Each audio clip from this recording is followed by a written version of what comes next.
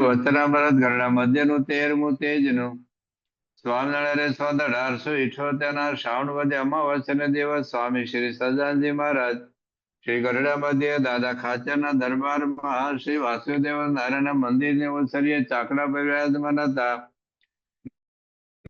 ધોળો ખેત પહેર્યો હતો તથા ધોળી ચાદર ઓઢી હતી અને મસ્તક ઉપર શ્વેત પાગ બાંધી હતી અને પોતાના મુખારવિંદની આગળ મુનિ તથા દેશના ભક્તની સભા ભરાઈને બેઠી હતી.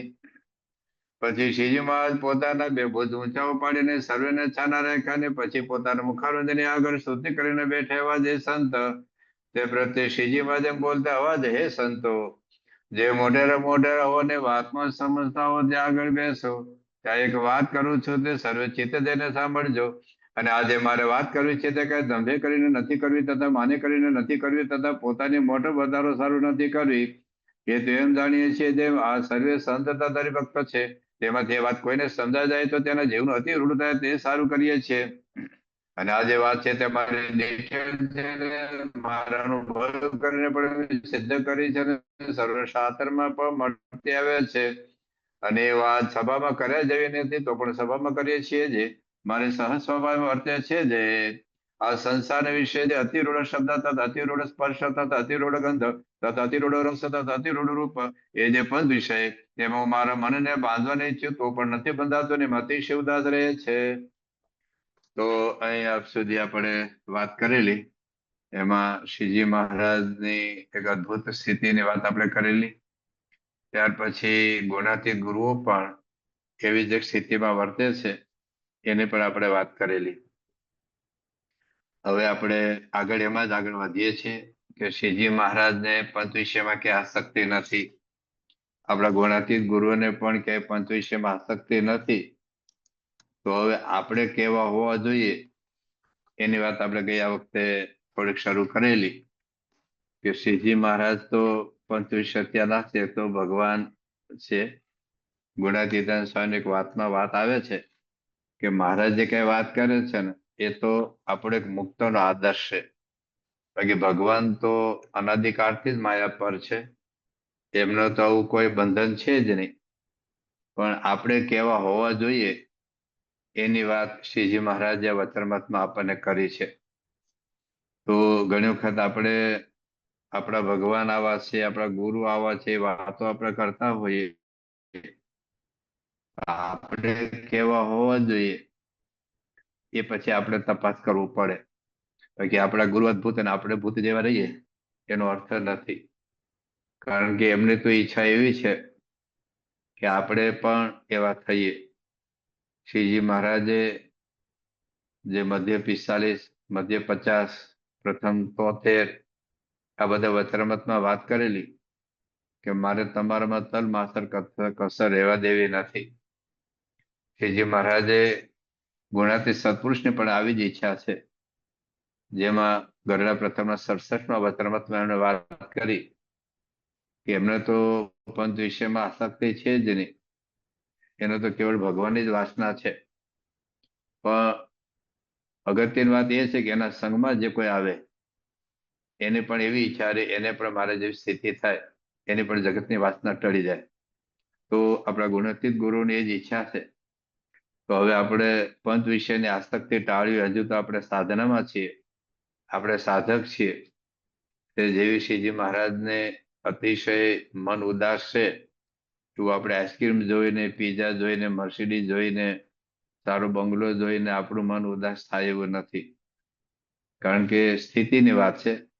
આપણે જે સાધના કરીએ છીએ પરંતુ એક વખત નક્કી છે કે વિશ્વાસ છે આપણને કે હવે શ્રીજી મહારાજ અને આવા ગુણાતીત ગુરુઓ મળ્યા છે અને એમણે સંકલ્પ કર્યો છે કે મારે બધાને આવી સ્થિતિએ પહોંચાડવા છે.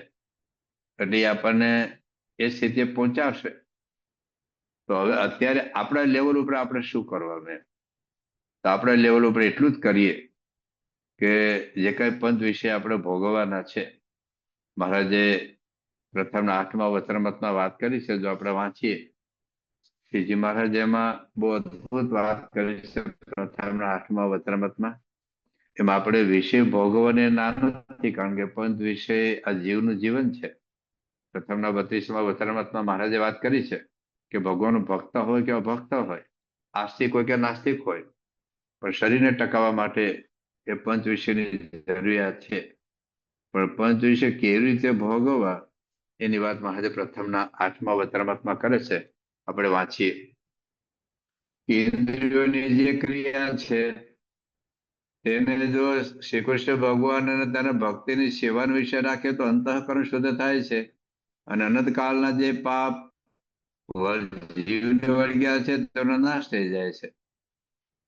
તો હવે ઇન્દ્રિયોની ક્રિયા ભગવાનની સેવામાં કેવી રીતે રાખે છે? હાથે કરીને ભગવાન સેવા કરીએ તો બરાબર, આંખે કરીને ભગવાનની સેવા શું કરવા? તો ભગવાનના દર્શન કરવાના. તો ભગવાનના દર્શન કરીએ, આ એક બહુ વિશિષ્ટ વાત મહારાજ કરે છે. આ બહુ સમજ જેવી વાત છે. મારે શું કહે છે, ઇન્દ્રિયોની જે ક્રિયા છે, તો જ્ઞાનેન્દ્રિય છે અને કર્મેન્દ્રિય છે, તેને જો શ્રી કૃષ્ણ ભગવાન અને તેના ભક્તની સેવાનો વિષય રાખે તો હાથે કરીને સેવા કરીએ, ચાલો. પગે કરીને આપણે મંદિરમાં દોડધામ કરીએ, પણ આંખે કરીને, તો આંખે કરીને મહારાજ નિયમમાં વર્તાવવા એટલે ભગવાનના દર્શન કરવા, કાને કરીને ભગવાનની કથા સાંભળવી, જીભે કરીને ભગવાનના ગુણગાન ગાવા, એ પણ ભગવાનની સેવા છે. અને વિશેષ તો મહારાજ આગળ આપણે વાંચીશું પ્રથમનું 18મું વચનામૃત. એમાં મહારાજ કહેશે કે જો તમે પંચ ઇન્દ્રિયોના આહાર શુદ્ધ રાખશો તો અમે માનીશું કે તમે અમારી સર્વ સેવા કરી. હવે મહારાજ આગળ શું કહેશે જો. અને શાસ્ત્રમાં જે રીતે વિષયને ભોગવવાનું કહ્યું છે તેવી રીતે નિયમમાં રહીને વિષય ભોગવવા, પણ શાસ્ત્રની મર્યાદાને ઉલ્લંઘન કરીને ભોગવવા નહીં. હવે આમાં વિષય તો ભોગવવા જ પડે એવું છે. આપણે હિન્દુ શાસ્ત્રોમાં 4 પુરુષાર્થ છે: ધર્મ, અર્થ, કામ અને મોક્ષ. તો પૈસો કમાવો એ પાપ નથી, પણ પૈસો કેવી રીતે કમાવો એના નિયમ છે. તો ધર્મના બેઝમાં રહીને આપણે પૈસો કમાઈએ. પછી કામ, આપણે લૌકિક ઈચ્છા હોય, લગ્ન જીવન હોય, એનું પણ આપણા શાસ્ત્રોમાં કોઈ નિષેધ નથી. આપણે લગ્ન એક સંસ્કાર છે, 16 સંસ્કાર છે, એમાં વૈવાહિક સંસ્કાર છે, ગર્ભધાન એક સંસ્કાર છે. એ કુકર્મ પાપ નથી આપણા શાસ્ત્રો, પણ એમાં પણ મહારાજે નિયમની મર્યાદા આપી. તો ધર્મમાં રહીને પૈસો કમાઈએ, ધર્મમાં રહીને લગ્ન જીવન જીવીએ, અને અંતે મોક્ષને ભૂલવાનું નથી.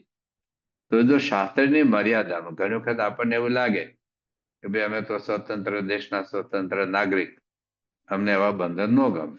શું જોવું, શું ન જોવું, શું ખાવું, શું ન ખાવું, શું પીવું, શું ન પીવું, આ બધા એમના શાસ્ત્રોના અને એવા સંતોને કોઈ અમને બંધન ગમે નહીં. અમે તો સ્વતંત્ર દેશના સ્વતંત્ર નાગરિક છીએ. હા, નાગરિક છો, પણ છતાં મનુષ્ય ક્યારે સ્વતંત્ર હોતો જ નથી. એને નિયમ પાળવા જ પડે. તમે અમેરિકા હો તો અમેરિકાના ટ્રાફિકના કાયદા પાડો કે ન પાડો. ભારતમાં હો તો ભારતના ટ્રાફિકના કાયદા પાડો કે ન પાડો. ભારતમાં આપણે ડાબી બાજુ ગાડી ચલાવવાની હોય અને અમેરિકામાં જમણી બાજુ ચલાવીએ છીએ. આપણે એવું કહીએ કે ના, હું તો ભારતની રીતે જ ગાડી ચલાવીશ. ટ્રાફિક લાલ લાઈટ આવે તો ગાડી ઉભી રાખીએ કે નહીં? તો ટ્રાફિકના નિયમ આપણે પાડીએ જ છીએ. કોલેજમાં જઈએ તો કે ભારતમાં આર્ટ્સની કોલેજ હોય તો એમાં કોમર્સનું પેપર ન અપાય, કોમર્સના પેપરમાં એન્જિનિયરિંગનું પેપર ન અપાય, એન્જિનિયરિંગમાં આપણે મેડિકલનું પેપર ન અપાય. અને એમ કીધું 3 કલાકમાં પેપર પૂરું કરવાનું. આપણે એવું કહીએ તો 7 કલાકમાં પૂરું કરો, તારા બાપનું શું જાય? હું તો સ્વતંત્ર દેશનો સ્વતંત્ર નાગરિક, મને કોઈ બંધન નથી. તો કોલેજના સ્કૂલના નિયમ આપણે પાળવા જ પડે. સ્કૂલનો કોલેજનો ડ્રેસ હોય આપણે પહેરવો જ પડે. આપણે ધારો કે દવાખાને જઈએ, ડોક્ટરે કહ્યું ભાઈ તમને તળેલું નહીં ખાવાનું, ભજીયા નહીં ખાવાના, ખાંડવાળું નહીં ખાવાનું, સેન્ડવિચ નહીં ખાવાની. આ હમણાં 1-2 મહિના બંધ રાખો તો પેટનો દુખાવો દૂર થશે. પછી આપણે ડોક્ટર હું ખાવું એમાં તને શું તકલીફ છે ભાઈ? તો સાજા થઈએ ખરા? ઓપરેશન કર્યા પછી ડોક્ટર એમ કે તમે હલન ચલન નહીં કરવાનું. આપણે એમ કહ્યું હું હલન ચલન કરું એમાં તને શેની તકલીફ છે? તો આપણે એવું ચાલે ખરું? આપણે ત્યાં આપણે કાયદા પાડવા જ પડે છે ને મેડિકલના. એટલે કોઈ પણ વ્યક્તિ ક્યારે સ્વતંત્ર હોતો જ નથી. તમે માનતા હો કે અમે સ્વતંત્ર છીએ, હકીકતમાં આપણે ક્યાં કુટુંબના, સમાજના, રાષ્ટ્રના, દેશના, ટ્રાફિકના, કોલેજના આપણે નિયમ હંમેશા પાડવા જ પડે છે. એટલે મનુષ્ય ક્યારે સ્વતંત્ર રહેવા સર્જાયેલો જ નથી. હા, સ્વતંત્ર થવા સર્જાયેલો. એક વખત આ બંધન છે, એ બંધનમાંથી મુક્ત થવા. તમે પેટ્રોલની કાર હોય તો તમે કહી શકો પેટ્રોલ કારમાં ડીઝલ નાખો, ડીઝલ કારમાં તો પેટ્રોલ નાખો. તો આપણે નિયમ પાડવો જ પડે છે ને. પેટ્રોલની કારમાં ડીઝલ ન ચાલે, ડીઝલની કારમાં કેરોસીન ન ચાલે. એમાં મશીન છે આપણું, પેલું 2-5 લાખનું મશીન આપણે સાચવીએ છીએ તો નથી ચાલતું પેટ્રોલ કારમાં ડીઝલ. તો આ જે આપણું એન્જિન જે ડિઝાઇન થયેલું છે એમાં પછી દારૂ, માંસ, મટન, ઈંડા, આમલેટ, ચિકન બધું નાખીએ તો શું માણસે મેળવ્યું શું? ચાલ, નિયમ એને લોપ્યા. તો નિયમ લોપીને શું મેળવ્યું? નિષ્ણાત સ્વામીએ લખ્યું છે, કલ્પ સુખ સારું આજ્ઞા લોપે છે શ્રી હરિ તણી. એ પરમ સુખ કેમ પામશે બાયદાર જો તેના ધણી. અલ્પ સુખ, અલ્પ સુખ સારું આજ્ઞા લોપે છે શ્રી હરિ તણી. તે પરમ સુખ કેમ પામશે બાયદાર જો તેના ધણી.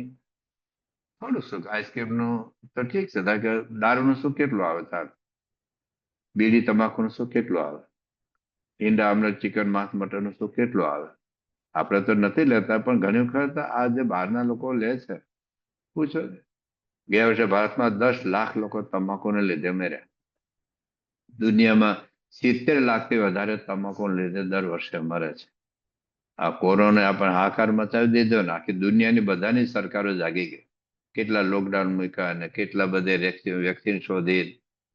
આનું શું? આ તો દર વર્ષે 70 લાખથી વધારે માણસો મરે છે, અને એ તો હોસ્પિટલમાં દાખલ થયેલા એની વાત છે. જે ગરીબો બિચારા ઝૂંપડામાં રીબાઈ મરે, જેની પાસે દવાના કોઈ પૈસા નથી, એવા તો કેટલા લોકો મરતા હશે. એમાં ત્યાં મવા તાલુકો છે બારડોલી બાજુમાં, તો 1800 સ્ત્રીઓ વિધવા છે. થોડાક વર્ષ પહેલા સર્વે થયેલો એક તાલુકાને જો, એનું કારણ દારૂ છે. 32 વર્ષ નીચેની 1800 સ્ત્રીઓ વિધવા છે, કારણ દારૂ. દારૂ લીધે એક્સિડન્ટ કેટલા થાય, દારૂ લીધે મૃત્યુ કેટલા પામે, દારૂ લીધે લીવર, કિડની કેટલા બગડી જાય. તો નિયમ લોપીને માણસે શું પ્રાપ્ત કર્યું? આ તો એક અહંકાર છે. તો મહારાજે લખ્યું છે આ વચરામૃતમાં કે તમે જો નિયમની બહાર પગ મૂકશો તો અંતઃકરણ ભ્રષ્ટ થશે. પ્રથમના 18મા વચરામૃતમાં આપણે વાત કરીએ. મહારાજ 18મા વચરામૃતમાં બહુ અદભુત વાતો કરે છે. તો ભલે આપણે શ્રીજી મહારાજ જેવી નિર્વાસનિક અનાસક્ત સ્થિતિ ન થાય ને, ના નથી, ચાલે. પણ અત્યારે આપણે જો નિયમમાં રહીશું ને તો પછી આગળ ધીરે ધીરે મહારાજની કૃપા થશે અને આપણે એવી સ્થિતિ થશે. શ્રીજી મહારાજ એમાં જબરજસ્ત વાતો કરે છે, પણ મહારાજ કહે છે કે મારે વિચાર કર્યો છે ભગવાનના ભક્તના હૃદયમાં વિક્ષેપ થાય છે. આપણી જ વાત આવે છે. આપણે જે દુઃખી થઈએ છીએ એનું કારણ શું છે? મહારાજ એનો જવાબ આપે છે. આપણને લાગે પત્ની દુઃખ આપે છે, પતિ દુઃખ આપે છે, ભાઈ દુઃખ આપે છે, મમ્મી પપ્પા દુઃખ આપે છે, ટ્રાફિક વાળા દુઃખ આપે છે, અમેરિકાના પ્રેસિડેન્ટ કે ભારતના વડાપ્રધાન દુઃખ આપે છે. પણ આપણા અંતરમાં જે વિક્ષેપ થાય છે, શ્રીજી મહારાજ શું કહેશે સાંભળજો, તો પછી આપણને આગળ શું કરવું એને ખબર પડે. તો ભગવાનના ભક્તના હૃદયમાં વિક્ષેપ થાય છે, તેનું કારણ તે શું છે? પછી મન, બુદ્ધિ, ચિત્ત, અહંકાર સામું જોયું. આપણે તો ક્યારે જોતા જ નથી. આપણે તો ટીવી જોઈએ અને ક્રિકેટ જોઈએ અને ફૂટબોલ જોઈએ. પોતાની સામે તો જોતા જ નથી ક્યારે. જોઈએ તો ખબર પડે કે મન ક્યાં ગોટાળા વાળે, બુદ્ધિ કેવા તર્ક કુતર્ક કરે છે, ચિત્તમાં કયો કચરો ભરાયેલો છે, અહંકારના કેવા આપણે અટવાયેલા છે. તો જોઈ તો અંતઃકરણ પણ ઉદ્વેગનું કારણ નથી. લો સ્પષ્ટ કે છે મહારાજ. શું કામે?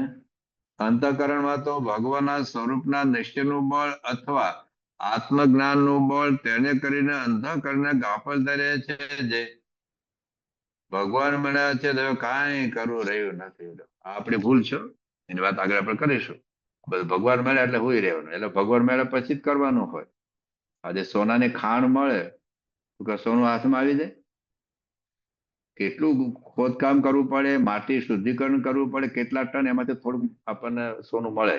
ખબર પડે કે આ પેટ્રોલ છે તો પેલા હમ કરીને પૃથ્વીમાંથી બહાર આવે, પેલા તમે જ્વાળામુખીની જેમ કેટલું બોરિંગ કરવું પડે, 2000-3000 ફૂટ, ત્યારે પેટ્રોલ મળે. મેડિકલ કોલેજ મળી ગઈ, ચાલો તો ડોક્ટર થઈ ગયા. મેડિકલ કોલેજ મળી, દુનિયાના સારામાં સારા પ્રોફેસર મળ્યા, ચાલ. પણ જો ભણીએ ને ક્લાસમાં બેસીએ ને હોમવર્ક કરીએ ને તો બધું ડોક્ટર ના થવાય. એમાં આપણને બ્રહ્મ વિદ્યાન કોલેજ અક્ષર પુરુષોત્તમ સંસ્થા મળી ગઈ. અને આપણું દરેક મંદિર અક્ષર પુરુષોત્તમ સંસ્થાની એક એક શાખા છે. અને આ આપણી કોલેજના પ્રિન્સિપાલ કો, પ્રોફેસર કો, માલિકો, જે કઈ શ્રીજી મહારાજના ગુણાતીત ગુરુ આપણને મળી ગયા, ચાલો. મળી ગયા પછી જ કરવાનું હોય. એલા પ્રોફેસર મળ્યા પછી જ ભણવાનું હોય, ડોક્ટર મળ્યા પછી રોગ ટાળવા માટે દવા લેવાની હોય, ચરી પાડવાની હોય. પણ જો મન એમ કે આપણને કે બસ મને ભગવાન મળ્યા હવે મેં કઈ કરવાનું નથી, આ ખોટી ગાફલાઈ છે. અને પ્રાપ્તિના વિચારનું સાઈડ ઇફેક્ટ છે. પ્રાપ્તિના વિચારની સાઈડ ઇફેક્ટ. પ્રાપ્તિ એટલે વિચાર એટલે બીજું કઈ કરવાનું નથી, એટલે ભગવાન મેળવવા માટે કઈ કરવાનું નથી. તપ જપ દાન યજ્ઞ હોમ હવન કરે છે. જે ગુણાતીતાનંદ સ્વામી કહ્યું કે કોટી તપ કરીને, કોટી જપ કરીને, કોટી દાન કરીને, કોટી યજ્ઞ કરીને, કોટી હોમ હવન કરીને જે ભગવાન સંતને મેળવવાના તે મળી ગયા, બસ. એટલે હવે ભગવાન મેળવવા માટે કઈ જાત્રા કે તીર્થ તપ કશું કરવાનું નથી. હવે જે કરવાનું છે એમને રાજી કરવા માટે, એમનું સ્વરૂપ ઓળખવા માટે, એને આજ્ઞા પાડીને સ્થિતિ પ્રાપ્ત કરવા માટે કરવું તો પડશે જ. બધાએ કર્યું છે. અનાદિ ગુરુ હતા ગુણાતીતાનંદ સ્વામીએ નથી કર્યું, ભગતજી મહારાજ નથી કર્યું, શાસ્ત્રી મહારાજ નથી કર્યું, યોગી બાપા, પ્રમુખ સ્વામી મહારાજ, મહંત સ્વામી મહારાજ કશું જ નથી કર્યું. તો ચાલો આપણને મહંત સ્વામી મહારાજ મળ્યા છે તો મહંત સ્વામીને પ્રમુખ સ્વામી મહારાજ મળેલા, પ્રમુખ સ્વામીને યોગીજી મહારાજ મળેલા, યોગી બાપાને શાસ્ત્રીજી મહારાજ મળેલા, શાસ્ત્રીજી મહારાજને ભગતજી મહારાજ મળેલા, ભગતજી મહારાજને ગુણાતીતાનંદ સ્વામી મળેલા, ગુણાતીતાનંદ સ્વામીને શ્રીજી મહારાજ સાક્ષાત મળેલા. પણ છતાં આખી પરંપરામાં બધાએ પુરુષાર્થ કર્યો છે. એટલે હવે આપણને ભગવાન મળ્યા પછી કઈ કરવાનું રહેતું નથી. એ આપણું મન, આપણી બુદ્ધ, આપણી ચિત્ત, આપણો અહંકારની ગાફલાઈ છે. મહારાજ હવે શું કહે છે? અને એવું ગાફલપણું રહે છે એટલો જ અંતઃકરણનો વાક છે. આપણા દુઃખનું શું કારણ છે એટલી વાત કરે. જો ગાફલપણું નીકળી જાય, પણ વધારે વાક શું કહે છે હવે મહારાજ? અને જાજો વાક તો પંચ જ્ઞાનેન્દ્રિયોનો જ છે. તેની વિગતિ કહીએ છીએ જે જીવ જે નાના પ્રકારના ભોજન જમે છે તે ભોજન પ્રત્યે જુદા જુદા સ્વાદ છે અને જુદા જુદા ગુણ છે. તે ભોજનને જ્યારે જમે છે ત્યારે તે ગુણ અંતઃકરણમાં તથા શરીરમાં પ્રવર્તે છે. અને જો લીલાગર ભાંગે પીએ અને તે પ્રભુનો ભક્ત હોય તોય પણ લીલાગર ભાંગને કરીને વર્તમાનની ખબર નહીં અને પ્રભુના ભજનની પણ ખબર નહીં. તેમાં અનંત પ્રકારના જે આહાર તેના ગુણ પણ લીલાગર ભાંગની પેટે જ અનંત પ્રકારના છે. તેને ગણતા પણ પાર આવે એમ નથી. હવે આ બહુ સમજવા જેવું છે. અત્યારે જે ખોરાક ઉપર આપણે બહુ વિચારવા જેવું છે. બે વસ્તુ, એક આધ્યાત્મિક દ્રષ્ટિએ અને શરીરના સ્વાસ્થ્યની દ્રષ્ટિએ પણ આ બહુ વિચારવા જેવું છે. પેલા આપણે આધ્યાત્મિક દ્રષ્ટિએ જોઈએ તો આધ્યાત્મિક દ્રષ્ટિએ આપણે જે ખાઈએ છીએ, કારણ કે રજોગુણી, તમોગુણ અને સાત્વિક 3 પ્રકારનો ખોરાક છે. ગીતાના 16મા અધ્યાયમાં આ 3 પ્રકારના ખોરાકની પણ વાત કરી છે. તો જે રાંધે છે ને એના મનના વિચારો એ પણ આપણને અસર કરે છે. જેના સ્પર્શનું આપણે ખાઈએ છીએ એને પણ અસર કરે છે. એક તો જે તે ખોરાક રજોગુણી હોય, તમોગુણી હોય, એ ખોરાકની તો અસર થાય છે.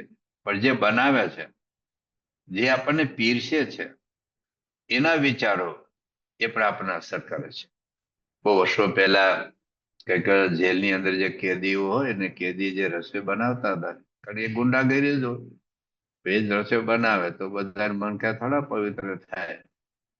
આપણે જે હોટેલમાં ખાઈએ, એક તો જે બનાવે છે કેવું છે, બનાવનાર વ્યક્તિ કેવા છે, પીરસનાર વ્યક્તિ કેવા છે, કોઈ આધ્યાત્મિક છે? અને હોટેલમાં જે બનાવે કે ભગવાનને થાળ ધરાવીને પ્રસાદ આપે છે. અમેરિકાને ખબર નથી, ભારતમાં ઘણી ખરી હોટેલોમાં કેવું બને છે, કેવી ભેળસેળ છે.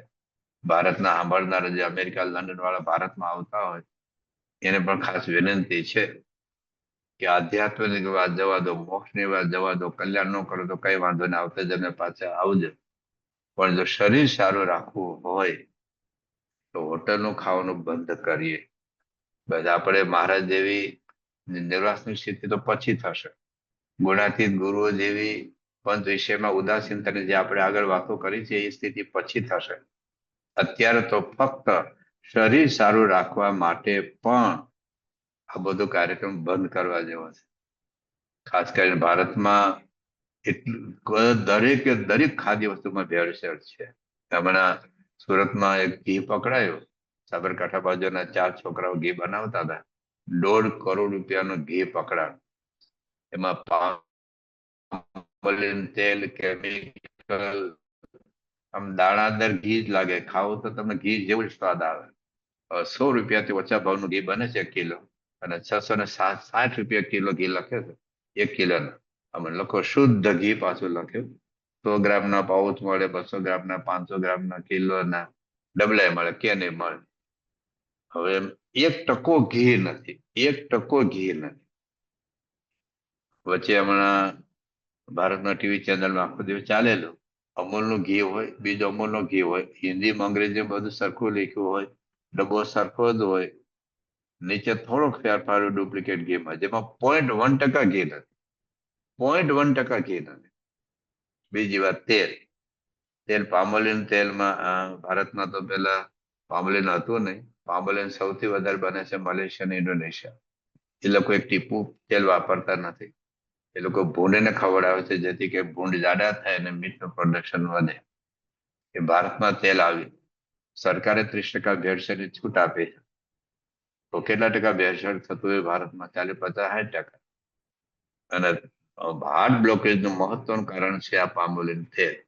જેટલા તમારા સંબંધીઓ ભારતમાં રહેતા હોય, જો દીકરા દીકરીઓ પ્રત્યે મા બાપને પ્રેમ હોય, નાની ઉંમરમાં હાર્ટ એટેક આવીને ઉપર જતા ન રહી મા બાપને ઈચ્છા રાખતા હોય, તો આ બધા જ વેફર બેફર બધું બંધ કરો.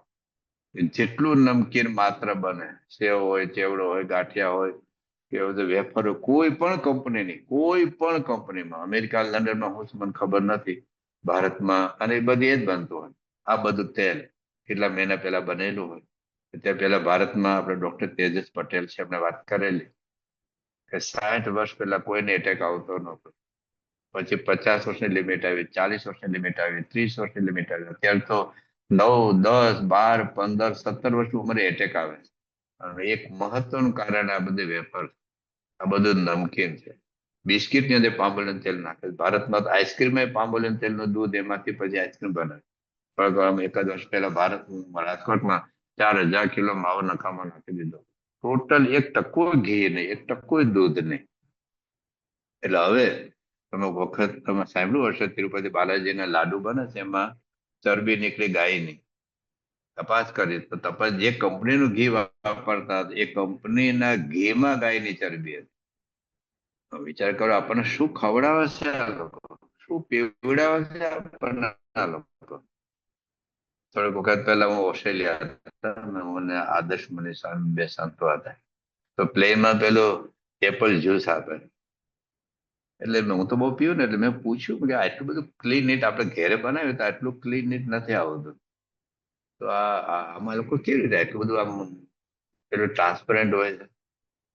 તો પછી આદર્શ મની સામે બધું ગૂગલમાં બધી તપાસ કરી, અને કંપની વાળા પછી અમે કશું આવું નોનવેજ નાખતા નથી. બહુ બધું કડકાઈથી પૂછ્યું, તો કે ડુક્કરના માંસમાંથી કંઈક પસાર કરવામાં આવે છે. અમે ઇન્ગ્રેડિયન્ટ નાખતા નથી, એટલે ઇન્ગ્રેડિયન્ટ અમે લખીએ નહીં, ખાલી પસાર કરવામાં આવે છે. એટલે આ બધી કંપનીઓ આપણને શું ખવડાવે છે, શું પીવડાવે છે આપણને. આ કોકા કોલા, ફેન્ટા અને જે બધા સોફ્ટ ડ્રિંક્સ પીએ છે આપણે, સ્પ્રાઇટ બ્રાઇટ, બધું શરીર માટે તો નુકસાનકારક છે, સેક્રીન જ છે, કેમિકલ જ છે બધું. શરીર સારું જો રાખવું હોય, મોક્ષની વાત જ જવા દો, આત્માના કલ્યાણની વાત જ જવા દો. અત્યારે જે ઓબેસિટીના પ્રોબ્લેમ, આ બધા જ આ બધું છે.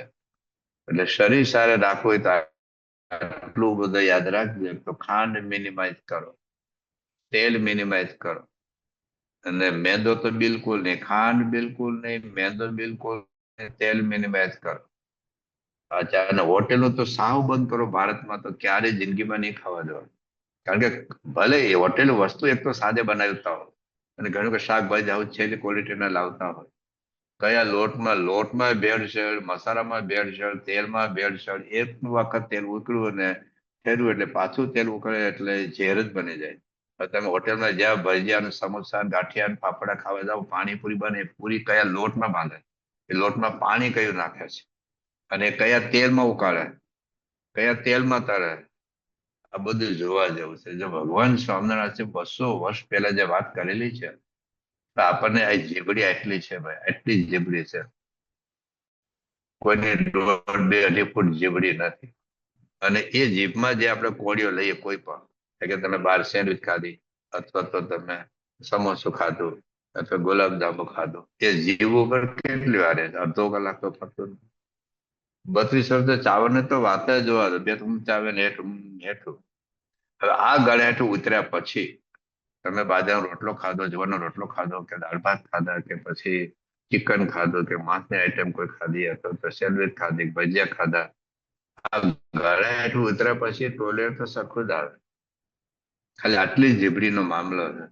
આટલી જીબડીના મામલામાં આપણે ગમે તેના હાથે ખાઈએ, ગમે તેના હાથે પીએ, અને ઘેરે જે મમ્મી ધારો કે જે રોટલી બનાવે, પત્ની રોટલી બનાવે, એમાં પ્રેમ ભળે, ભગવાનનો થાળ થાય તો ભગવાનની પ્રસાદની કૃપા દ્રષ્ટિ ભળે. એટલે શ્રીજી મહારાજ જે આપણને વાત કરે છે ભોજન, એ એ બહુ અગત્યનું છે આપણને. પણ પછી આપણે જીભડીના સ્વાદ માટે ખાઈએ, એટલે કેટલા બધા રોગ, આટલું બધું મેડિકલ સાયન્સ શોધાયું, આટલી બધી દવા શોધાય. આથી 100 વર્ષ પહેલા આપણે જે વડીલો, એક તે રોગ નહોતા એવું નથી. પણ અત્યારે જે પેલા 10,000 વ્યક્તિ, ભારતમાં એક વ્યક્તિને ડાયાબિટીસ હતો, 10,000 વ્યક્તિ હતા, 128 ને. અને બાળક ડાયાબિટીસ સાથે જન્મે છે, સમજો ભાઈ. જન્મતા સાથે ઇન્સ્યોરન્સ લેવા પડે છે. એવા હજારો બાળકો એવા છે જેને બાળપણમાં ડાયાબિટીસ. એનું કારણ એના મમ્મી પપ્પા ખાધે જ રાખે છે. ચાઇનીઝ ખાધે, પંજાબી ખાધે, સેન્ડવિચ ખાય, આઈસ્ક્રીમ ખાય, શ્રીખંડ ખાય, બાસુંદી ખાય, હોટલનું ખાધે જ રાખો, ખાધે જ રાખો. બાળકો એ બિચારો શું વાંક? બાળકો ડાયાબિટીસ સાથે જન્મે, બાળકો હાર્ટના પ્રોબ્લેમ સાથે જન્મે, બાળકો આંખના પ્રોબ્લેમ સાથે જન્મે, બાળકો કાનના પ્રોબ્લેમ સાથે જન્મે, બાળકો બીપી હાઈ લો સાથે જન્મે, હાર્ટના પ્રોબ્લેમ સાથે જન્મે. તો અન્ન એવો ઓળખાણ. આહાર શુદ્ધો સત્વ શુદ્ધ, એ આપણા શાસ્ત્રોમાં લખેલું છે. આ તો એક ખાલી જીવડીની વાત કરી છે. મારે તો આગળ બધી વાત કરે છે, સાંભળો.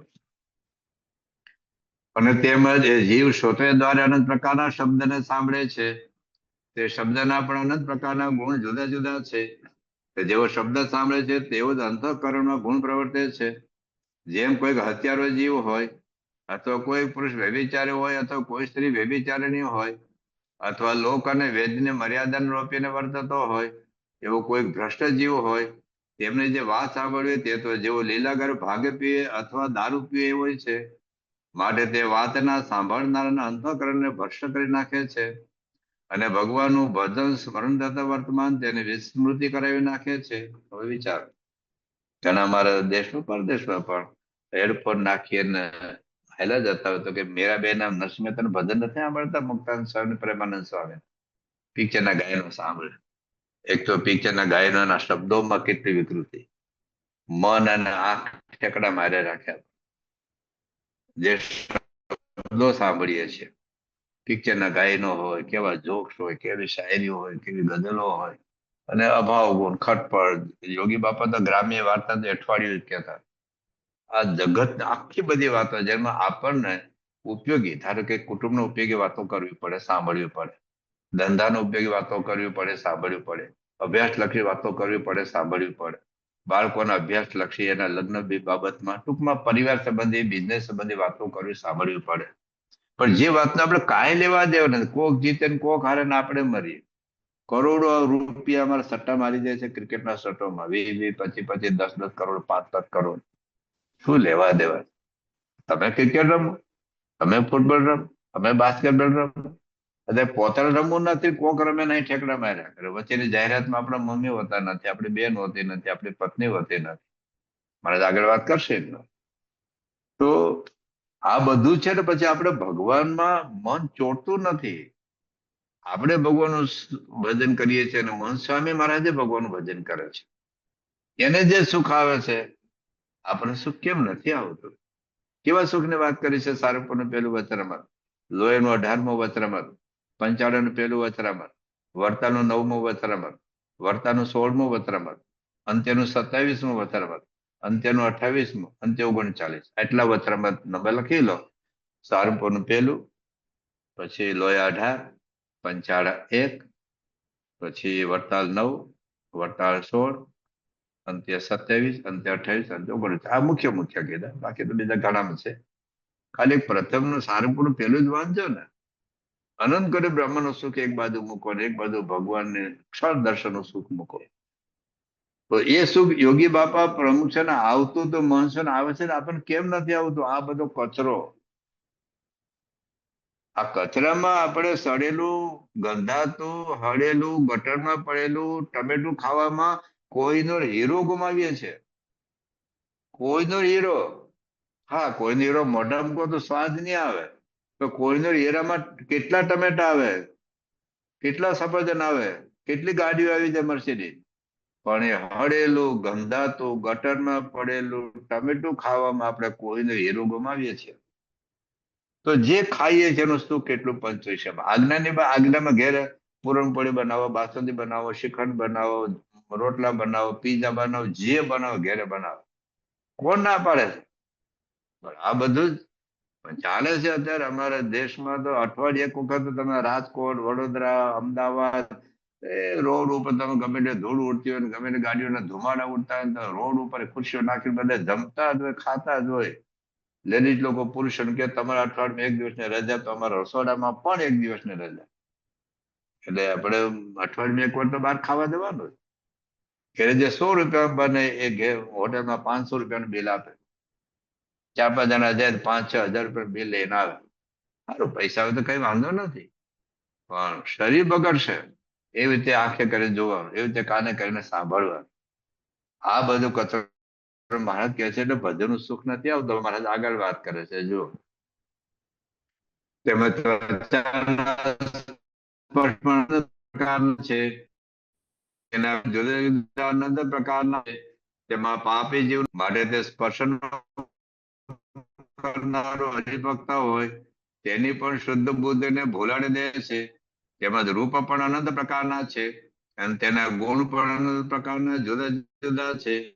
ભ્રષ્ટ જીવ ને જો તેનું દર્શન થતું હોય તો જેમ લીલાગ્ર ભાંગ તથા દારૂ પીધે ભૂંડું થાય છે, તેમજ તે પાપીના દર્શનના કરનારો પણ ભૂંડું જ થાય અને બુદ્ધિ ભ્રષ્ટ થઈ જાય છે.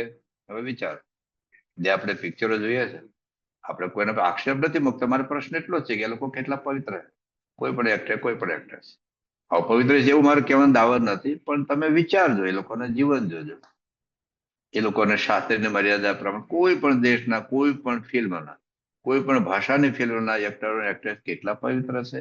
હોય તો આપણે વાંધો નથી, પણ છતાંય આપણે તો જોઈ શકીએ છીએ. જેટલી જાહેરાતો હોય છે, જાહેરાતમાં કોણ કેટલા પવિત્ર છે. ભલે ક્રિકેટ, ફૂટબોલ જોતા હોય, પણ મહારાજના પ્રથમ 18મું વચનમાં તો વાંચો તો શું થાય? એટલે તો ઘણા એટલે જ નથી વાંચતા કે આપણે બ્રેક વાગી જાય. પણ બ્રેક વાગી જાય આપણા સારા માટે છે. જે જોવાનું છે જરૂર જોઈએ, એને ક્યાં વાંધો છે? ગુરુવારે દર્શન કરો. આપણે કે જિંદગીનો આનંદ શું? તો પેલો આનંદ કેટલો આવે? ચાલો, ફૂટબોલ તમે જોતા હો, કેટલો આનંદ આવે. એમ અમેરિકા જીતો આનંદ આવે, બહાર તો તમને દુઃખ થાય. ભારત પાકિસ્તાન મેચમાં ભારત હારી જાય તો દુઃખ થાય, પાકિસ્તાન વાળાને પાકિસ્તાન હારે તો દુઃખ થાય. આ તો પૈની પેદાશ, ઘડીની નવરાશ નહીં. તમે ફૂટબોલ રમો, તમે ક્રિકેટ રમો, તમે વોલીબોલ રમો, તો એ શરીરને સારું રહે, કસરત થાય અને આપણે આનંદ આવે. પેલા આંખે બગડે, મન બગડે, બુદ્ધિ બગડે, વિચારો બગડે, સાધના બગડે. બધા નુકસાન આપણને થાય. બહારના લોકોને કઈ પ્રશ્ન નથી. આજે ગટરમાં ભૂંડ પડ્યા હોય ને વધારે ગટરમાં જાય તેનું શું નુકસાન થાય? પણ સફેદ કપડા વાળો ગટરમાં પડે ને એના ડાઘ પડે. જે ગટરમાં જ પડેલો છે એને કઈ પ્રશ્ન જ નથી. જે જગતમાં ડૂબેલા છે, પણ જેને ભગવાનનું સુખ લેવું છે એને નિયમ પાળવા પડે. આગળ મારા વાત કરશે, જુઓ.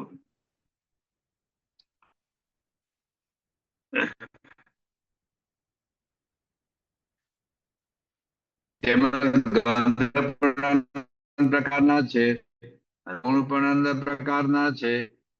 એ તો પાપ જીવન હાથનો પૂરતો તેની જો સુગંધી લે જેમ લીલાગર જે બુદ્ધિ ભ્રષ્ટ થાય છે એ રીતે જેમ ભૂંડાને યોગ્ય કરીને જીવની બુદ્ધિ ભ્રષ્ટ થાય છે તેમજ પરમેશ્વરના સંત પત્ની કથા અજમેલ એટલો પવિત્ર માણસ બ્રાહ્મણ હતો પણ આગળ જતો હતો અને એક બાઈનું ફૂલ નીચે પડ્યું અને એ ફૂલ સૂંઘ્યું અને એમાંથી એની બુદ્ધિ ભ્રષ્ટ થઈ જે વિચારો આવતા ગયા અને એમાંથી કેટલો ભ્રષ્ટ થયો ભાગવત વાંચો અજામેલનો આખ્યાન નાખવા આવે તો આપણે શાસ્ત્રકારે કોઈ મૂર્ખાઓ નથી એને આપણા પાસે કઈ જૂઠવું નથી લેવું પણ થોડુંક હળેલું ગંધાતું ટમેટું જૂઠવી લઈને આપણને એને કોહિનો હીરો આપવો છે ભાંગલું તૂટલું હળેલું ઝૂંપડું ખેંચી લઈને આપણે મોટો બંગલો આપવો છે ભાંગલી તૂટલી હળેલી સાયકલ લઈને આપણને મર્સિડીઝ આપી છે પણ મૂળ થાય છે શું આપણને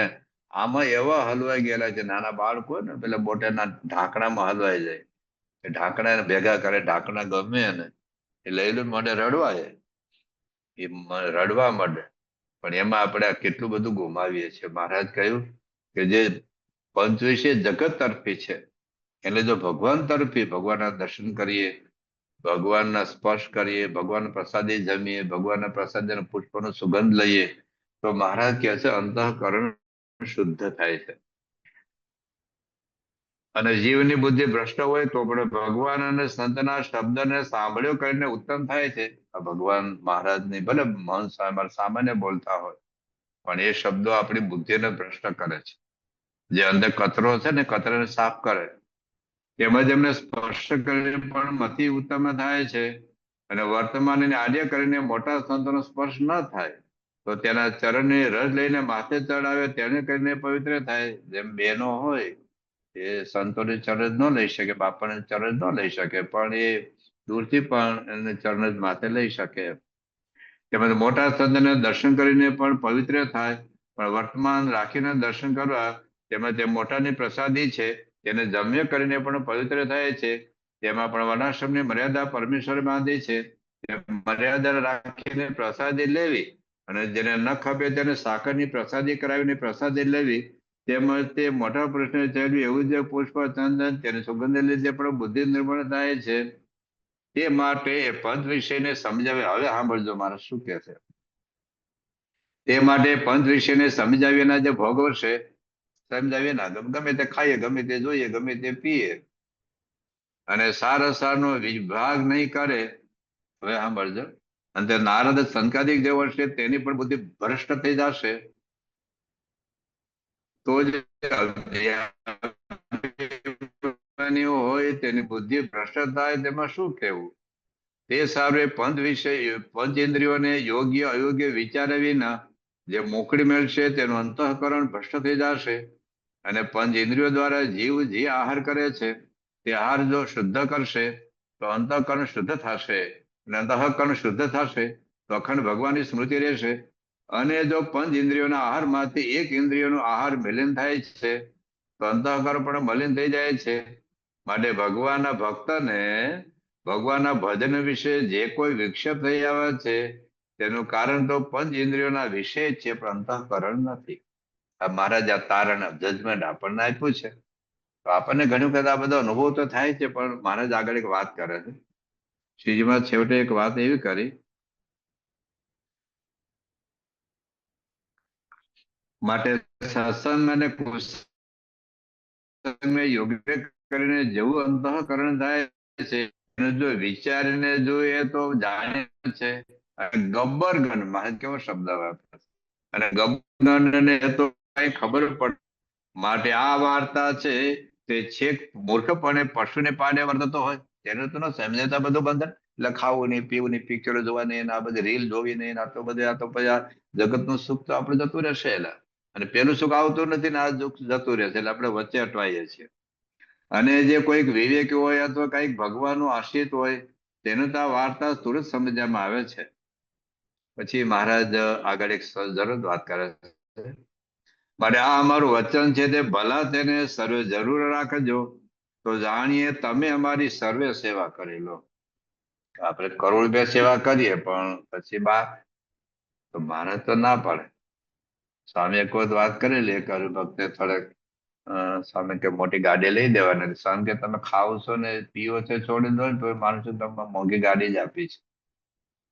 જયારે લંડન મંદિર બંધાતું હતું પૈસાની બહુ કટોકટી હતી, તો રોજના અમુક ડોલર આપવાની એને વાત કરી જ્યાં સુધી મંદિર બંધે ત્યાં સુધી. તો બાપા એવું કહ્યું કે તમે પીવો છે છોડી દો ને તો માનું છું તમે લાખો ડોલર લાખો પાઉન્ડ સેવા કરી. તો કહ્યું કે આપણે બહુ મોટી સેવા કરીને પછી આપણે છટકી જ જતા હોઈએ. તો એ ચાલે એવું નથી, આપણને સુખ નહીં આવે, ભગવાનને કઈ વાંધો નથી, આપણે જે આપ્યું હશે એનો અનંત ગણું કરીને આપશે. પણ આપણને જે ભગવાન લેવું છે, આપણી જે અનાસક્ત સ્થિતિ કરવી છે એ નહીં થાય.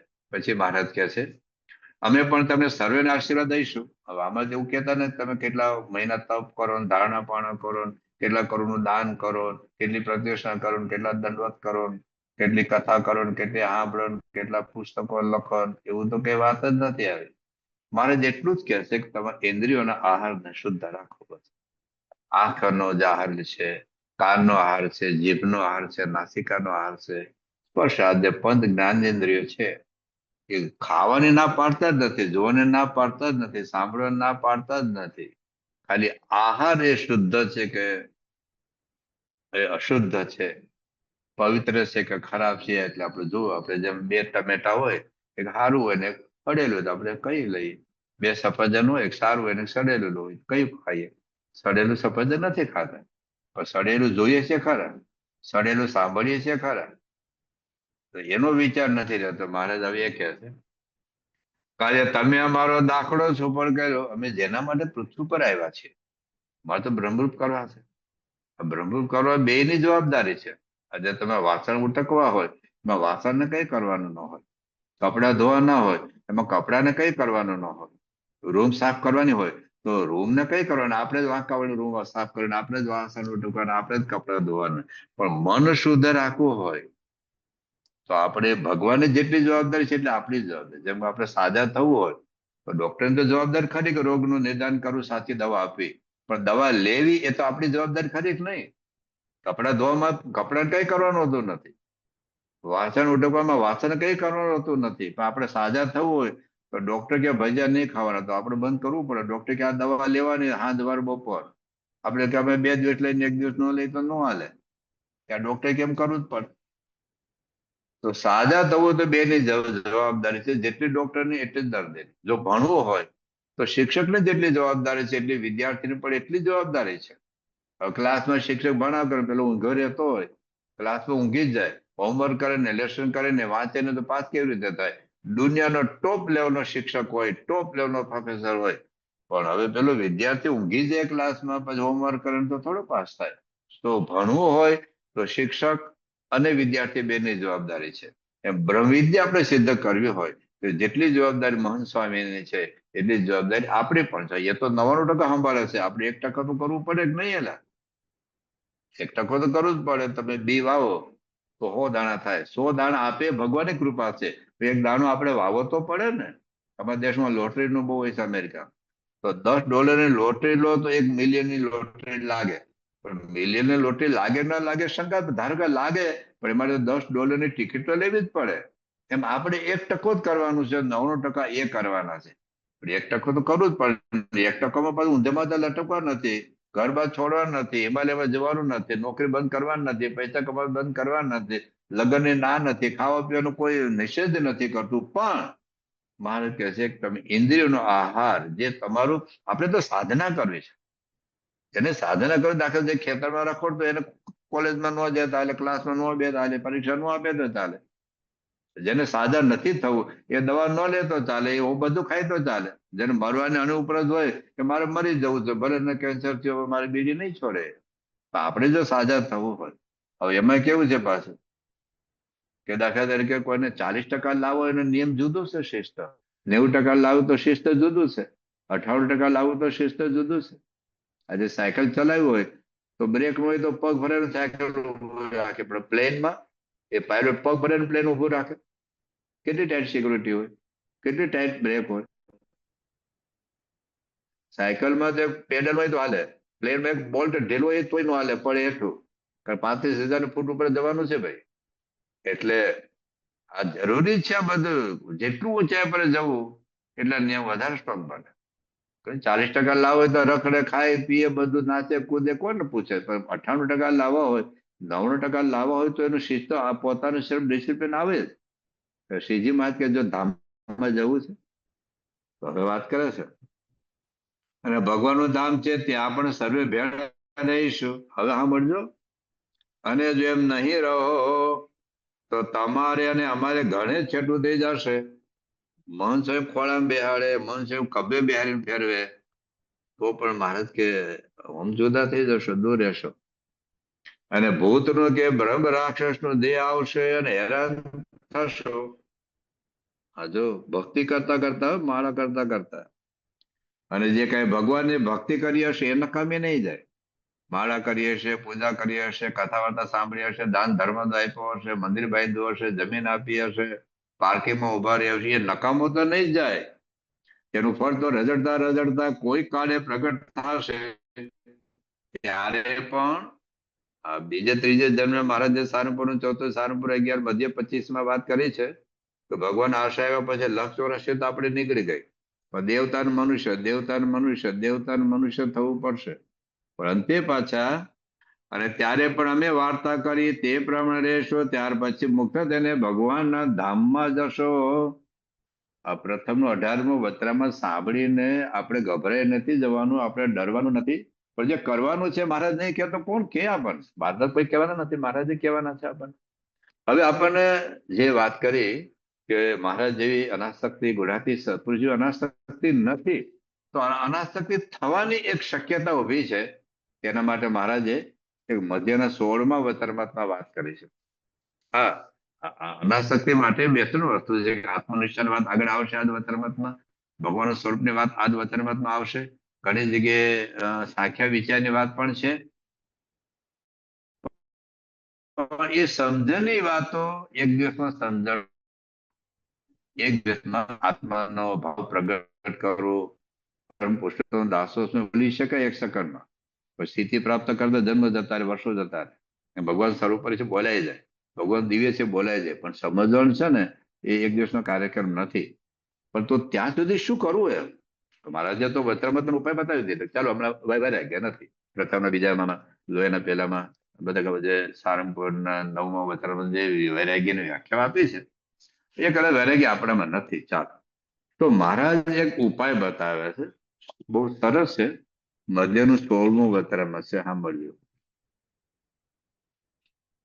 મુક્તાનંદ સ્વામીએ પૂછ્યું છે પ્રશ્ન, બહુ સરસ છે, કે વિષયની સન્મુખ ઇન્દ્રિયોની જે તીક્ષ્ણતા તેને ટાળ્યાનો શું ઉપાય છે? આપણને આમ તીવ્ર વ્યક્ત છે ખાવાનો. ગીતામાં લખ્યું ઇન્દ્રિયાની પ્રમાતિની હરંતી પ્રસભમ મનઃ.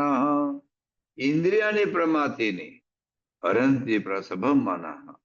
યતો તો યેપી કૌંતેય પુરુષસ્ય વિપશ્ચિતઃ. યતો હિ અપી કૌંતેય પુરુષસ્ય વિપશ્ચિતઃ. ઇન્દ્રિયાની પ્રમાતિની હરંતી પ્રસભમ મનઃ. વિપશ્ચિત જ્ઞાની હોય, બુદ્ધિશાળી હોય, પ્રયત્નશીલ પણ હોય, પણ ઇન્દ્રિયો છે ને એ ગાંડા ઘોડા જેવા છે, ખેંચી દે છે આપણને મનને. આ ખેંચી દે. બોલો, ક્યારે બકરી છે ને, બકરી સિંહને થપ્પડ મારતી મારતી લઈ જાય ક્યારે, કે હાલ એટલે હાલ. આપણી આંખ એવી છે, આપણે તો સિંહ છે, રાજા છે, સમ્રાટ છે મધ્ય ભાગ, પણ એ હારું કાયર થઈ ગયો છે, બાયલો થઈ ગયો છે. એટલે આંખ છે ને બકરી, સિંહને ઉપર લઈ જાય થિયેટરમાં. આ જીબડી છે ને બકરી, સિંહને ઉપર લઈ જાય હોટલમાં. આ કાન છે ને બકરી, એ સિંહને ઉપર લઈ જાય પિક્ચરના ગાયનો સાંભળવા. એટલે શ્રીજી મહારાજ કહે છે કે આ ઇન્દ્રિય તીક્ષ્ણતા છે જ, અનંત જન્મથી એ ઢાળ છે. આ વિષયનો ઢાળ છે. જેમ ટાંકીનું પાણી નીચે લાવવું હોય તો મોટર ન મૂકવી પડે, પણ નીચેનું પાણી ટાંકી ઉપર ચડાવવું તો મોટર મૂકવી પડે. તો વોટર ફાઇન્ડ ઇટ્સ વે. તમે પાણી ઢોળો ને તો જે તમે ઢાળ હોય તમે પાણી જતું રહે. તો ઇન્દ્રિયોનો અનંત જન્મથી આ ઢાળ છે વિષય તરફનો, ટેવાયેલી છે તરફ, એ તરફ જવાની જ છે. તો તીક્ષ્ણતા ટાળ્યાનો ઉપાય કયો છે એ મુક્તાનંદ સ્વામી કહે છે. પછી ઇન્દ્રિયોની તીક્ષ્ણતા ટાળવાનો તો એ જ ઉપાય છે જે પરમેશ્વરે ત્યાગીના અને ગૃહસ્થના જે નિયમ બાંધ્યા છે તેમાં સર્વે ઇન્દ્રિયોને મરુડીને રાખે. એ સેજ નહીં રહે. એ તો પરાણે આમ જ જતી રહેવાની છે, પણ મરડીને રાખે તો સહેજે જ ઇન્દ્રિયોને તીક્ષ્ણતા મળી જાય છે. અને શ્રોત્ર એટલે કાન, ત્વક એટલે ચામડી, ચક્ષુ એટલે આંખ, રસના એટલે જીભ, ઘ્રાણ એટલે નાસિકા, એ પાંચે જ્ઞાન ઇન્દ્રિયોને જયારે કુમાર્ગમાં ન જવા દે, એ તો જતી જ રહેવાની, પણ રોકવાની, બ્રેક મારવાની, એર બ્રેક, જે બ્રેક મારો એ વેક્યુમ બ્રેક બધી જ. ત્યારે ઇન્દ્રિયોના આહાર શુદ્ધ થાય છે, તે કેળે અંતઃકરણ શુદ્ધ થાય છે. માટે વૈરાગ્યનું બળ હોય અથવા ન હોય તો લાભકારક છે, પણ કદાચ આપણામાં વૈરાગ્ય નથી, ચાલો તો પણ જો ઇન્દ્રિયોને વશ કરીને પરમેશ્વરના નિયમમાં રાખે તો જેમ તીવ્ર વૈરાગ્ય કરીને વિષય જીતાય છે, તે થકી પણ તે નિયમ વાળાને વિષય જીતાય છે. માટે પરમેશ્વરના બાંધેલ જે નિયમ છે તેને જ અતિ દ્રઢ કરીને રાખવા. મહારાજે વાત કરી છે, આવું તો ઘણા બધા વચનમાં વાત કરી છે. એક મધ્યનું બીજું વચન વાંચીએ, એમાં પણ મહારાજે જે અંદરનો કચરો સાફ કરવા માટેની એક બહુ અદભુત દવા આપી છે મહારાજ.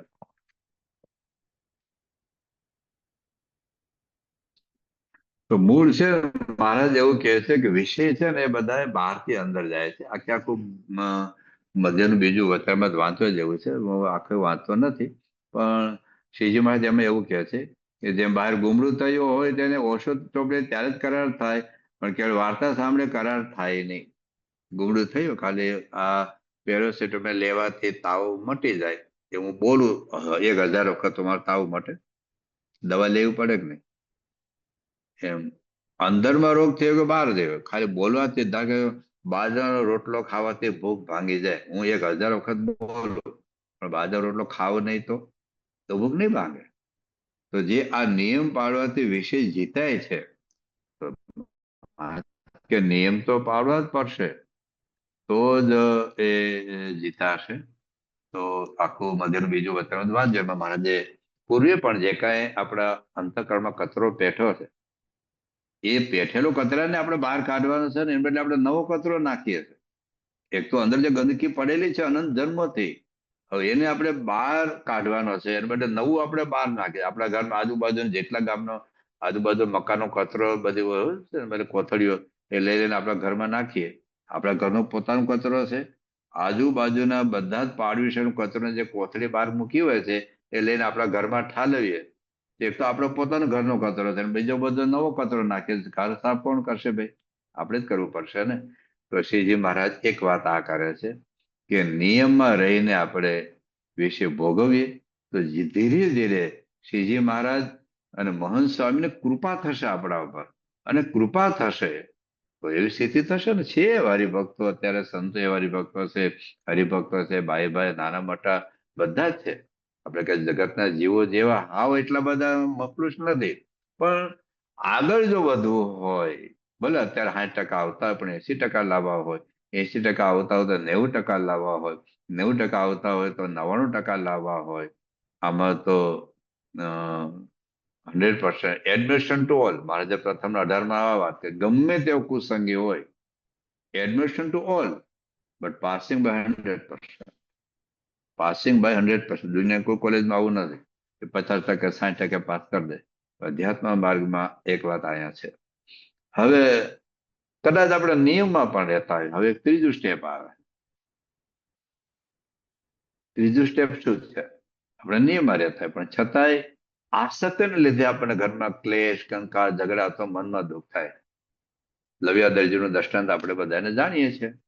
રીંગણાનું શાક ન ખાવું એ નિયમ નથી, તાતો ન ખવાય, બાકી તો ખવાય. પ્રસંગ તમે હું બધા જ જાણીએ છીએ, પણ આપણે એમાં થોડો વિચાર ઊંડો ઉતરીએ, થોડો વિચાર કરીએ કે ભાઈ રીંગણાનું શાક એના પત્નીએ ન બનાવ્યું, બરાબર, પણ હવે એના જે લવ્યો દરજી હતો એને પત્નીને સમજવા જોઈએ. અથવા એ પોતા જ મને ગુસ્સો કેમ આવ્યો, ચાલ રીંગણા શાક ન બનાવું એટલે ગુસ્સો આવ્યો કે મને રીંગણાના શાકમાં ખાવાની આસક્તિ છે એટલે ગુસ્સો આવ્યો. જયારે જયારે કઈક આપણને પ્રોબ્લેમ થાય છે ને ત્યારે વિચાર કરવો પડે છે કે જયારે મને ગુસ્સો આવ્યો, ધારે કે આપણે 2 જણા સાથે સારંગપુર ગયા, તમને વીઆઈપી રૂમ આપીને મને નોર્મલ રૂમ આપી, તો મને દુઃખ લાગ્યું એનું કારણ, અથવા તો જે સંતો ઉપર અથવા ત્યાં જે ઉતાર વિભાગમાં ઓફિસમાં જે યુવકો હોય એના પર મને ગુસ્સો આવ્યો, એનું કારણ શું? મને વીઆઈપી રૂમ ન આપી એ, કે સારી સગવડમાં મારી આસક્તિ છે એ? કોણ મને અભાવો લેવડાવે છે? કોણ મને ગુસ્સો કરાવે છે? તો લવિયા દરજી જો વિચાર કર્યો હોત કે મને જે ગુસ્સો મારી પત્ની ઉપર આવ્યો એનું કારણ રીંગણાનું શાક ન બનાવ્યું એ છે, કે રીંગણામાં મારી આસક્તિ, જો અતિ જ અંતરદ્રષ્ટિ કરી હોત તો ગુસ્સો ના કરે.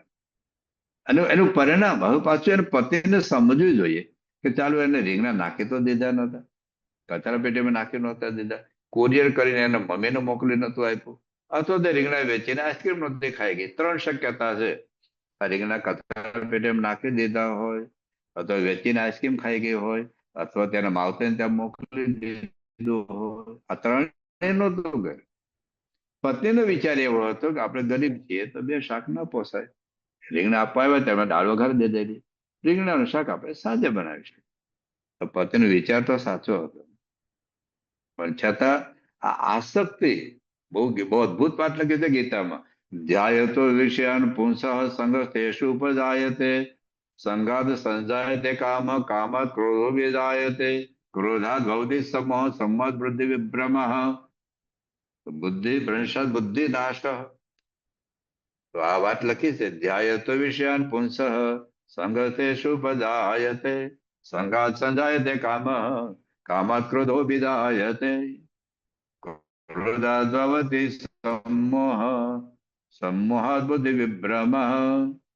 ધ્યાય તો વિષયાન પુંસઃ, બસ રીંગણા રીંગણા રીંગણા રીંગણા રીંગણાનું શાક બનાવ્યું છે ખાઈશ, આમ એનું ચિંતન, એમાં આસક્તિ થઈ. આસક્તિ પૂરી ન થાય તો ક્રોધ થયો. ક્રોધને લીધે શું બોલે શું ન બોલે, મોહ, સત્ય અસત્યનું ભાન ન રહ્યું, કેટલું પરિણામ આવ્યું. હવે આપણે જરૂર જયારે જયારે આવું બને છે. હમણાં એક અમદાવાદના એક છોકરાને સારી સાયકલ જોતી હતી, એના પપ્પાએ કીધું સાયકલ લઈ દો, પણ સેકન્ડ હેન્ડ લઈ દો, મારી પાસે પૈસા નથી. કે મારા મિત્રના પપ્પા લઈ દે, તમે કેમ ના લઈ દો? તારા મિત્રના પપ્પા લાખોપતિ છે, હું તો રોજના કમાઈને તને રોટલા ખવડાવું છું. તો સાયકલ લાવી દીધી. પણ એ છોકરાને એટલો ગુસ્સો આવ્યો કે મારા મિત્ર એના પપ્પા 15,000 સાયકલ લઈ દે, મને કેમ આવી 2,000 લાવે? અને એ છોકરો કેરોસીન સાથે સળગી ગયો. પછી તો આગ લાગે એટલે કેટલું દાજે, દોડતો દોડતો બચાવ બચાવ આવ્યો બહાર, આજુબાજુ લોકોએ ગોદડા પાણી નાખીને ઠાર્યો, પણ 70% ચામડી બળી ગયેલી. આખી બધી નવી ચામડી બધું કર્યું, પણ પછી છે તડકો પડે ને 8 વાગ્યાનો, તો એટલું બળે એટલું બળે, એટલું દુઃખી થાય છે. જે ગુસ્સાનું કારણ શું? સાયકલમાં આસક્તિ. કોઈ પણ જગ્યાએ મંદિરમાં આપણે પ્રોબ્લેમ થયો, કોઈ સગવડ અગવડ, ખાવાનું પીવાનું કઈ પ્રશ્ન થયો, ઘરમાં પ્રશ્ન થયો, તો એનું મૂળ કારણ કોઈ બાબતમાં ક્યાંક આસક્તિ છે આપણી. તો એ નિયમ જ છે. તારો આઈસ્ક્રીમ ખાવો નિયમમાં છે, પણ આઈસ્ક્રીમ ન બનાવ્યો કદાચ અને ખોટું લાગે, અથવા બીજાને આપ્યો મને ન આપ્યો પણ ખોટું લાગે, એને પૂરણપોળી આપીને મને બાજરાનો રોટલો આપ્યો ને ખોટું લાગે, તો મને બાજરાનો રોટલો આપ્યો એનો દુઃખ નથી, અથવા તો મને આઈસ્ક્રીમ ના આપ્યો એનો પ્રશ્ન નથી. મને આઈસ્ક્રીમ આસક્તિ હશે તો, કારણ કે મને આઈસ્ક્રીમ ભાવતો જ નહીં હોય ને, તો પછી બાજરાના રોટલા ખાવા મસ્ત મજા આવશે. મને કેરી ભાવતી જ નથી, બાજુવાળાને કેસે કેરી આપો, મને છાશનો રોટલો મને મજા આવશે, કારણ કે મને કેરી ભાવતી જ નથી, એમાં મારું મન જતું જ નથી. તો શ્રીજી મહારાજ એક વાત આ કરે છે, કદાચ ભલે તે નિયમ આપણે લેતા હોઈએ, પણ છતાંય જો ક્યાંક આસક્તિ હશે તો દુઃખ ન લગાવે. બસ સગવડ જે હોય તે આપણે જ્યાં ત્યાં, યોગી બાપા બહુ સરસ વ્યાખ્યા કરતા કે જ્યાં ત્યાં જેમ તેમ ચલાવી લો, બસ જ્યાં ત્યાં જેમ તેમ ચલાવી લેતા શીખી જઈએ. તો અમે વર્ષો પહેલા ફૂલદોલના ઉત્સવમાં ઉતારામાં હોઈએ, તો ઘણા બધા પ્રશ્ન, આપણે એવું નથી કહેતા કે ભાઈ તમે સારંગપુરમાં જમવા જ આવે છે, સારંગપુર વીઆઈપી ટ્રીટમેન્ટ માટે આવશે, પણ એને લીધે સત્સંગ છોડીને જતા રહે, મંદિરમાં આવવાનું બંધ કરી દઈએ, ખોટું લાગી જાય. હવે ફૂલદાના ઉત્સવમાં 60,000 50,000 લાખ માણસો હોય, એટલી તો રૂમો હોય નહીં, બધા એમને સગવડ સમાવી શકાય નહીં, બધાને તો બધી એટલી રૂમ મળે નહીં, એક એક રૂમમાં 5 5 10 10 ભરવા પડે. પણ પછી જે એકચ્યુઅલી ભગવાનનું સુખ લેવું હોય, સત્પુરુષનું સુખ લેવું હોય, એ સુખ આપણે ન લઈએ અને પછી આપણે જતા રહીએ. તો મહારાજાએ 2 વસ્તુ આપણને વાત કરી છે. એક તો અનાસક્તિ આની સ્થિતિ શ્રીજી મહારાજની છે, ગુણાતીત ગુરુની એવી સ્થિતિ છે. આપણે એવી સ્થિતિ કરવાને માર્ગે છીએ. બધું હમણાં આપણે એવી સ્થિતિ નથી. તો અત્યારના આપણા લેવલ પ્રમાણે આપણે નિયમમાં રહીને બધું કરીએ, નિયમમાં રહીને આપણે ભોગવીએ, નિયમની બહાર પગ ન મૂકીએ. અને જે નિયમમાં છે એમાં પણ જે વખતે જે મળે એનાથી સંતોષ માની લઈએ. મનમાં ગુસ્સો આવે તો થોડું શાંત કરીએ કે ભાઈ આપણે તો આત્મા છે, અક્ષર છે, બ્રહ્મ છે, ભગવાન કરતા હતા છે, જ્યાં ત્યાં જેમ તેમ આપણે ચલાવી લેતા આપણે શીખીએ ને તો આપણને આ બધું ભગવાનનું સુખ આવે એવું છે. તો આપણને એવી સ્થિતિ થશે. તો અહીં સુધી આપણે આટલી વાત આપણે કરી છે. હવે કે શ્રીજી મહારાજને પણ વિષયમાં આસક્તિ નથી, ગુણાતીત ગુરુઓને પણ નથી. અત્યારે આપણામાં ભલે છે પણ એ ટાળવા માટેના ઉપાયો પણ આપણે કરવાના છે. પણ જ્યાં સુધી એ ઉપાય સિદ્ધ ન થાય ત્યાં સુધી નિયમમાં રહીને કેવળ મોક્ષની વાત તો પછી, પણ શરીર સારું રાખવું હોય તો આ બધું ખાવા પીવામાં આપણે વિવેક રાખીએ. અને જે આપણા નિયમમાં છે એમાં પણ ક્યારેક મળે, ક્યારેક ન મળે, ક્યારેક ઓછું મળે, ક્યારેક વધુ મળે, ક્યારેક અન્યાય જેવું લાગે, બાજુવાળાને સારું મળે, આપણને થોડું નબળું મળે, તો કઈ વાંધો નહીં. તો આવો એક વિચાર રાખીશું તો ધીરે ધીરે મહારાજની, સ્વામીની, મહંત સ્વામી મહારાજની કૃપાથી આપણે પણ એ સ્થિતિમાં આપણે પહોંચી શકીશું. તો શ્રીજી મહારાજ, ગુણાતીત ગુરુ, પ્રમુખ સ્વામી મહારાજ, મહંત સ્વામી મહાદેવ પ્રાર્થના કરીએ. એ તો આપણને એવા બનવા માંગે છે, પણ આપણી એમની અપેક્ષા પ્રમાણે થોડું થોડું, શાસ્ત્રીજી મહારાજ કહેતા કે આપણે એક ડગલું ચાલીએ તો ભગવાન આપણા સામે 99 ડગલા ચાલે એમ છે. તો એક ડગલું ચાલવાની જવાબદારી આપણી છે. આપણે એટલું ચાલી શકીએ એ જ એમના ચરણમાં પ્રાર્થના. શ્રી સ્વામી